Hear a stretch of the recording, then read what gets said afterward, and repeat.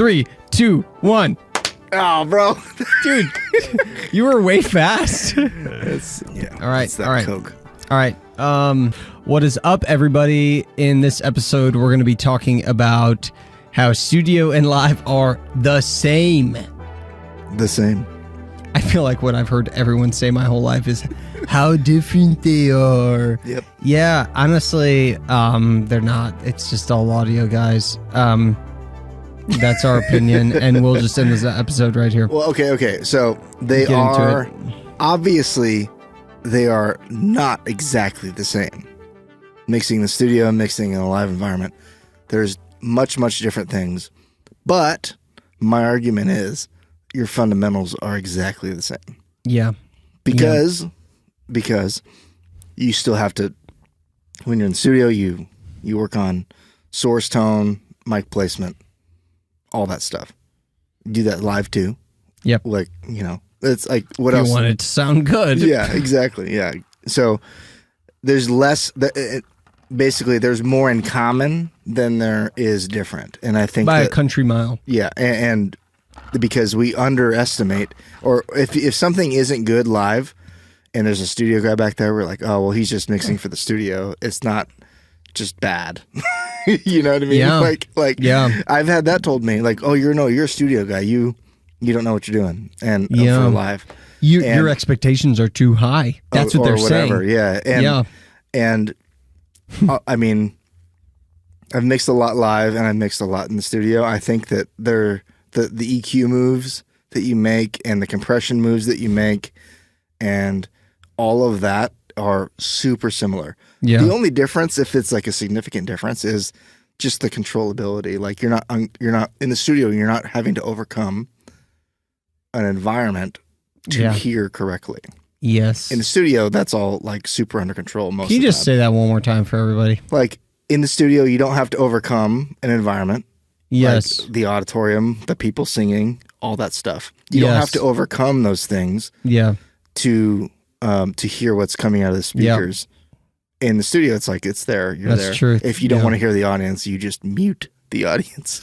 Yeah, exactly. And live, it's like you have to deal with that. That's why everyone says they're so different, because you're dealing with a room with like we said last time, like a 4-second delay at some point. Yeah, decay. Or like the room reverb is horrible and all this stuff. Yeah. And like the room treatment's bad.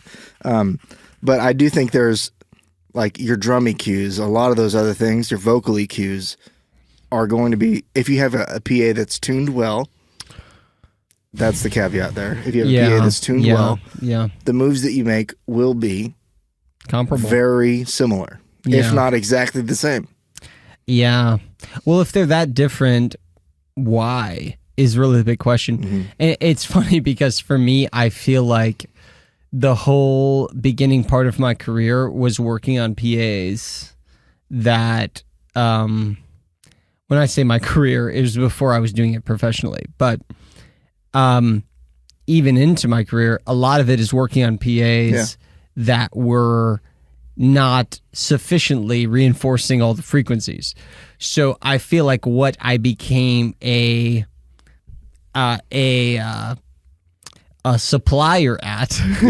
I became a supplier of making a PA that couldn't really do something still sound like it was doing something or still provide energy, right? Yeah. And I think that's really important as a live sound engineer, and I think it's because of those realities, the physical realities within the space, that people are like, oh, it's so different.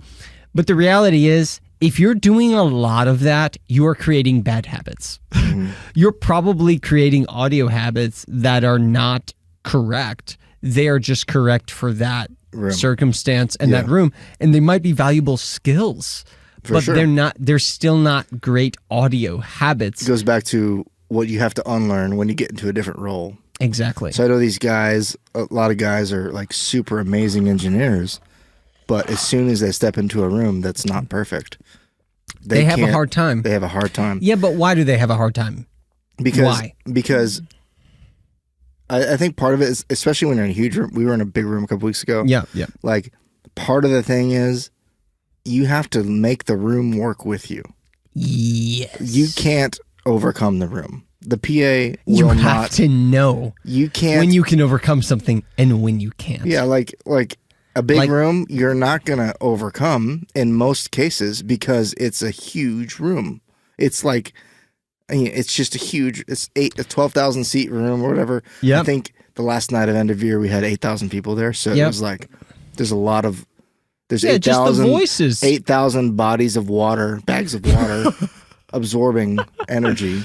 And so you can go louder or you can more accurately make mix decisions based on what's actually coming out of the speakers. But when that's an empty room and you're in rehearsal, you have huge decay on the room. And it's just, a lot of those things, you have to just learn to hear what you need to hear. And not, I mean, it's all training your ear, all that stuff, like making it work with you. Yeah. And that doesn't mean like a lot of guys like, oh, there's a huge reverb in the room naturally, so I won't use any reverb coming out of the PA. And in some cases, that's great. That's a good decision. It's probably great in rehearsal. But in practice, I think that what that does is it creates like you don't have any vibe. Like a lot of the vibe of your mix is going to be in your effects and your reverbs. Yes. Like the way you're using delays, whatever it creates else. a lot of the feeling. Yeah, and that goes away, and you as a mixer are less inspired to make it awesome. Correct. Because you're not, you're just compromising you're just for the room. accepting the acoustical reality as versus trying to maybe push your verbs a little bit more when there's people in, because you know that the room top end's going to get absorbed. Yeah, a lot of that room energy is going to get absorbed by the bags of water in the room. No, and I think it's interesting because one of my biggest mentors coming up was a guy named Ezra Delport, and South African guy that, one of the most accomplished audio engineers. Ezra, if you ever hear these, I doubt you'll take the time to listen to this, but you're awesome. Know. Yeah. But, Ezra, I remember when I first got going, I kept asking him early on, I was like, what is your EQ for guitars? What does your EQ look like for vocals? Yeah. And he was like, flat. That's what he was responding to me with. Yeah. And this guy mixed a tour with Michael Jackson, a world tour for Michael Jackson, a world tour where they're flying. They were putting the whole rig on planes and flying around the world. Yes. That's a lot of 747s. Yeah. With U2, he did a full world tour. Wow. With Sting, he did a full world tour.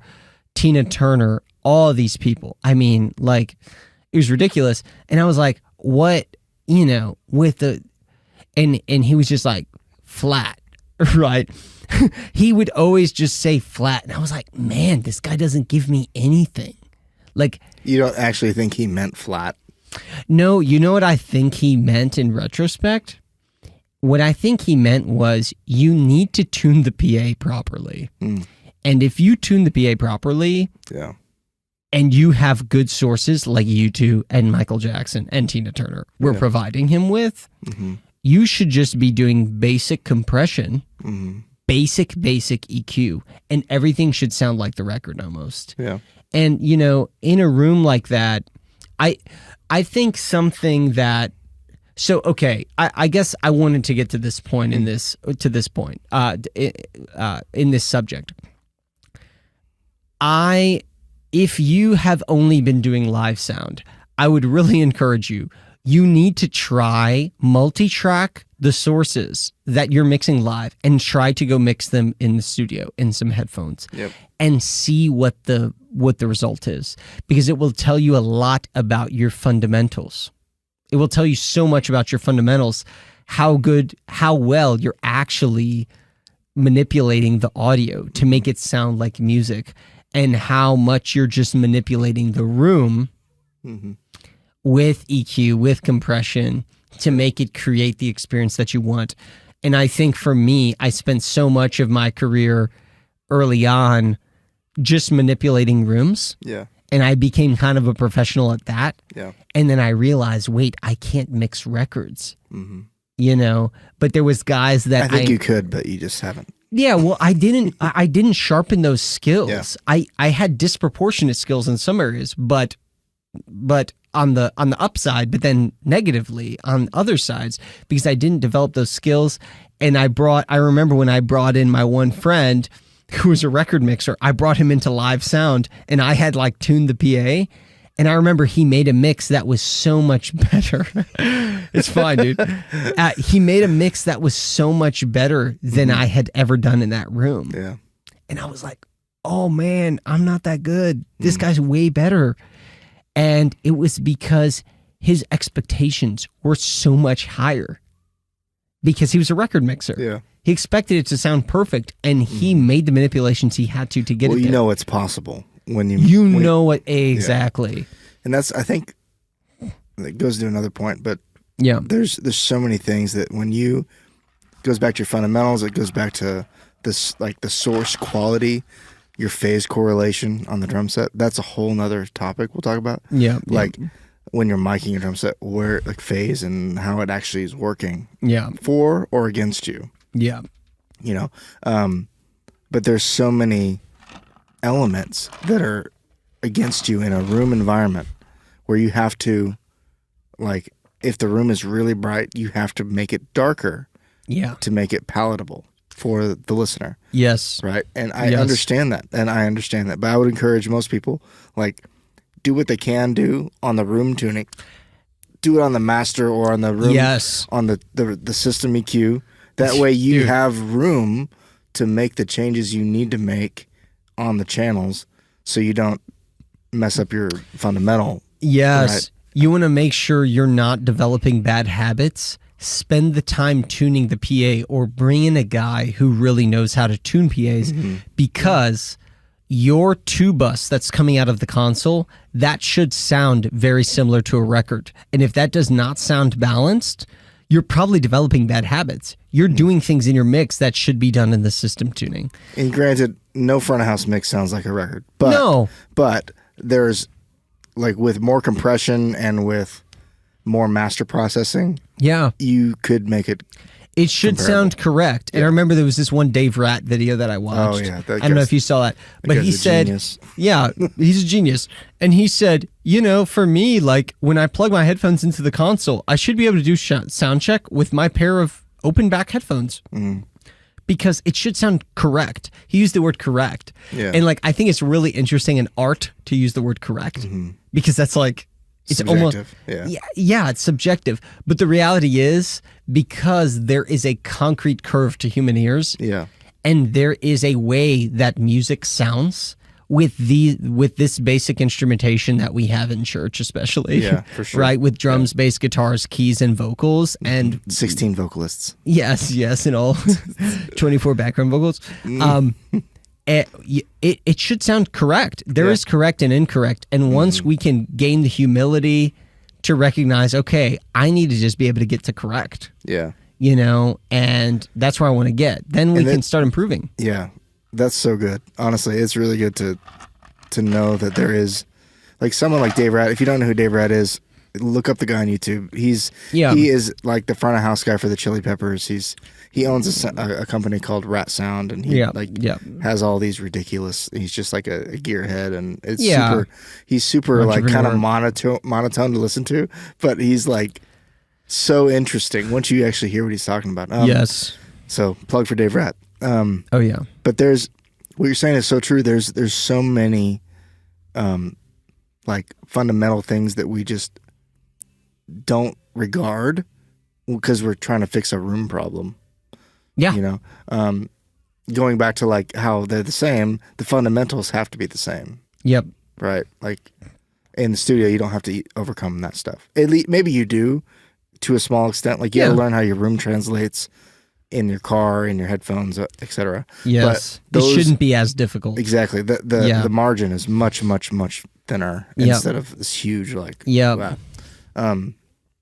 But yeah. Anyway, that's good. Yeah. Yeah. So I guess the big lesson I could give is, in closing here, if you have a room that you feel like the mix never sounds that good, take some time and cut some frequencies drastically. And there's probably something on the system tuning that you have not addressed, right? And I remember the moment when I just on the system processor cut 200 hertz way more than I usually did, and all of a sudden the mix sounded like music. And I realized I had way too much 200 hertz because it was a 4-wall room, and and there's a few things, you gotta overdo it. If you're learning to hear frequencies, you've got to overdo it in order to hear it the first time, much of the time, right? You've got to overdo it.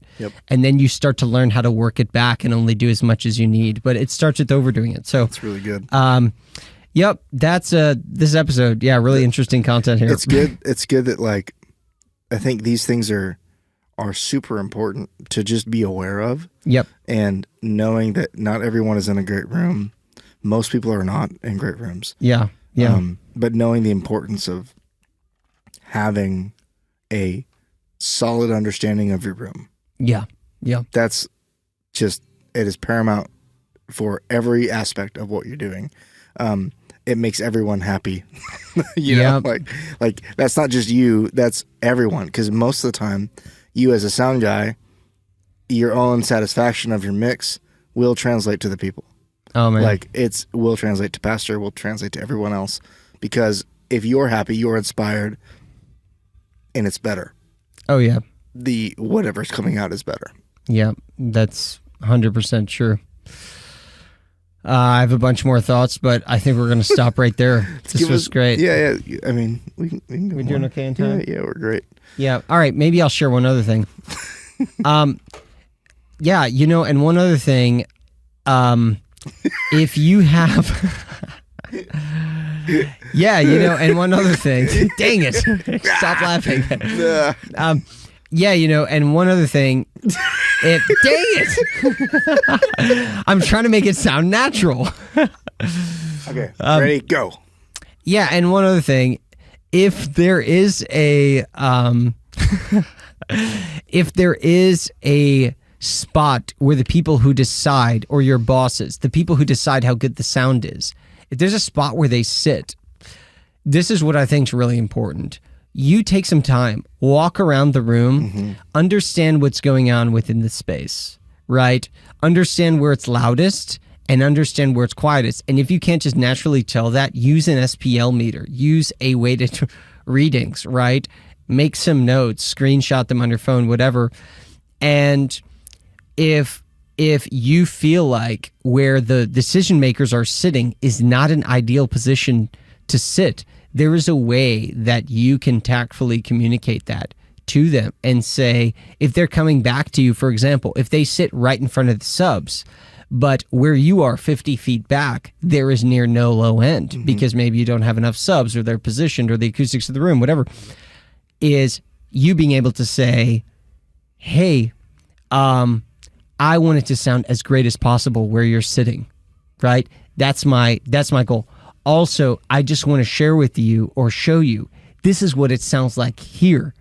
Would you be willing to come with me and listen here, right? Okay, so once they hear that variance, right, that disparity, what would you like me to do? Yeah. That's a great question to ask. Yeah. Once you show, and there's a way to ask that in like a really like annoying way, like, oh, I'm helpless. And there's a way to ask that in like, hey, I want this to be as great as it can be. Yeah. What do you think is priority? Yeah. Because then you're partnering with your boss, right? And that's something that... and you put yourself on the same team. And you put yourself on the same team, exactly. And a lot of the time, the person who's deciding how good the mix is probably sitting all the way up against the stage, listening to front fills and subs, right? Subs at 8 dB louder than everybody else, right? Yeah. And it's like, and you need to be able to, with humility, like consider the feedback that they're giving you. Yeah. But if you don't get on the same team, if you don't communicate to them the dynamics that you have to deal with, that's going to be difficult. And if you don't know what dynamics you're dealing with across the room, you have no leverage in that conversation to like actually help the goal. You know what I'm saying? Because the goal is to make it better for everybody. Yes. Yes. Yes. And that's like, That is the goal. If you're not doing it for the whole room, and you're only doing it, for like a specific section. There's not like, why is everyone else there? Yep. You know what I mean? And obviously that's not the goal. The goal is we want everything coming from the stage to be intelligibly and effectively communicated to the audience. Yep. That is the goal. Yep. So. And I'm going to say I've been in a few hundred rooms, as a professional for audio, and I don't think I've ever been in a single room where if I made a really good front of house mix and really walked around and considered everything, that I wasn't able to make at least a passable experience for every seat. Mm-hmm. And that's accepting that maybe there's no top end if they're behind the PA all the way in the front row and they don't have front fills, but it still sounds, it's not painful. Mm-hmm. It's not overwhelming, right? And I think for all of us, as annoyed and frustrated as we can sometimes become, because like, oh, I want my church to buy a new PA. Yeah. Oh, I want them to do this. Oh, I wish they would do that. You can, again, with humility, approach it saying, okay, how can I make this the best for everyone? And chances are you can somehow pull it off. You know, that's what, how many times have you been unable to at least make it passable? Very few. There's almost never. For sure, there's things we overcome. Yeah. Like if speakers are blown and whatever else. Yes. Yeah, totally. But most of the time, you and maybe 3 other people in the room are hearing that. Yes. And most people don't have an awareness of it. Yeah. Is it pleasant? Is it painful? Is it pleasant? What is it? And is it like acceptable? Can I hear what they're saying? Can I discern the words? Those are the metrics they're using. Yeah. And they're not using, oh man, I couldn't hear the bass, the upper end of the bass guitar. I couldn't tell. Yeah. What note they were playing. Yeah. That's not what so we're not even hearing it on the same like spectrum with our minds. We feel it. That's it. Correct. The thing we have in common with the audience is that we feel the experience. Yeah. That's why it's so important to not disconnect from what's happening in the room. Yeah. And I think it's a whole other topic in itself. No, and I think one thing, I thought of one experience I had with a customer where I was mixing it was really high up. The mix position was really high up, disconnected from where the majority of the audience was. And it was actually like physically exhausting to run down because of how big the room was.